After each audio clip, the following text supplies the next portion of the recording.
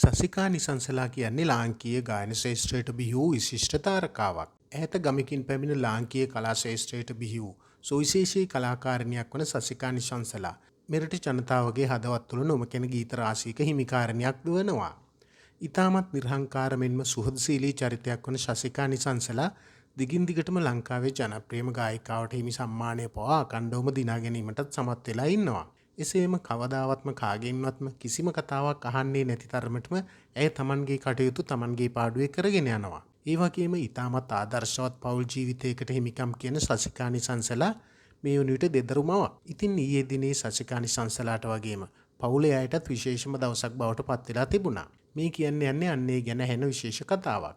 සසිකාගේ ආදරණීය වැඩිමහල් පුතු මිහින් ඊයේ ඔහුගේ 15 වන උපන්දිනය සමරලා තිබුණා. පවුලේ හැම කෙනෙකුටම වගේ විශේෂ වුණු මේ දවස ඔහුට අමතක නොවන දවසක් කරන්න. එයාලා සූදානම් කරලා තිබුණු සාදේ අපූර්ව තමයි අද මේ පෙන්වන්නේ. මේ විදිහට තමයි එයාලා එකතු වෙලා මිහින් පුතුගේ 15 වෙනි උපන්දිනය සැමරුවේ.